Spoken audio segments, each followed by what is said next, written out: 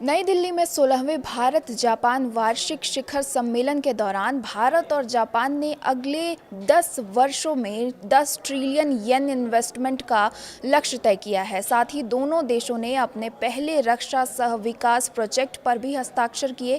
Biogas पहल और Indo Pacific क्षेत्र में रणनीतिक सहयोग बढ़ाने पर भी महत्वपूर्ण फैसले लिए गए। पूरी खबर विस्तार से आपको बताएंगे। नमस्कार, आप देख रहे हैं न्यूज़ 18 का डिजिटल प्लेटफॉर्म और मैं हूं आपके साथ रश्मि शंकर।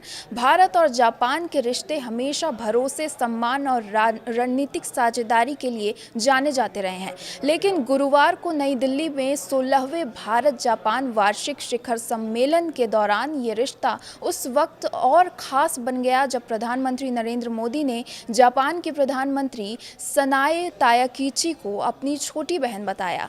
ये सिर्फ एक आत्मीय संबोधन नहीं था, बल्कि दोनों देशों के बीच बढ़ते विश्वास और मजबूत होते रिश्तों का प्रतीक भी माना जा रहा है।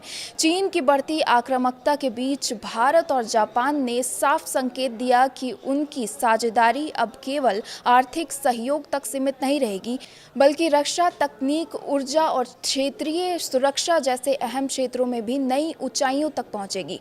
शिखर वार्ता के बाद दोनों नेताओं ने संयुक्त प्रेस कॉन्फ्रेंस में कई बड़े फैसलों का ऐलान किया। प्रधानमंत्री नरेंद्र मोदी ने कहा कि सनाए तायाकीची की भारत यात्रा दोनों देशों के संबंधों में नया अध्याय लिख रही है। 16वें भारत जापान वार्षिक शिखर सम्मेलन में दोनों देशों ने रणनीतिक साझेदारी को और मजबूत बनाने पर सहमति जताई।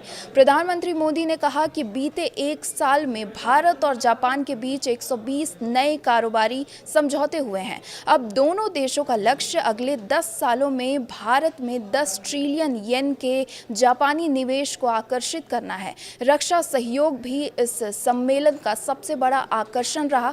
भारत और जापान ने अपने पहले रक्षा सह विकास यानी डिफेंस को डेवलपमेंट प्रोजेक्ट पर साइन किए। इसके तहत दोनों देश संयुक्त रूप से रक्षा तकनीकों का विकास करेंगे।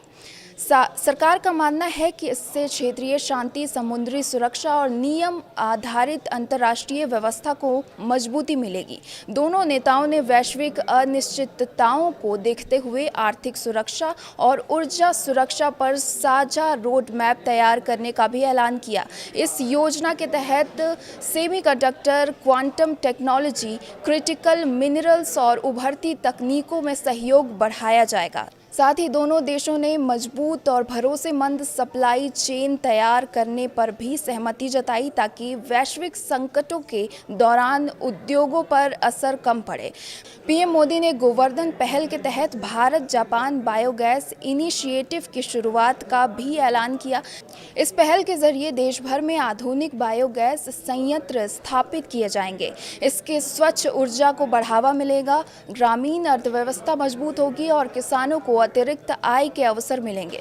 जापान की तकनीकी विशेषता और भारत की ग्रामीण क्षमता को जोड़ने की दिशा में इसे बड़ा कदम माना जा रहा है। दोनों देशों ने स्पष्ट किया कि वे मुक्त, खुले और नियम आधारित इंडो पैसिफिक क्षेत्र के पक्षधर हैं और समुद्र सुरक्षा, क्षेत्रीय स्थिरता और अंतर्राष्ट्रीय कानूनों के सम्मान को लेकर दोनों नेताओं ने साझा प्रतिबद्धता दोहराई।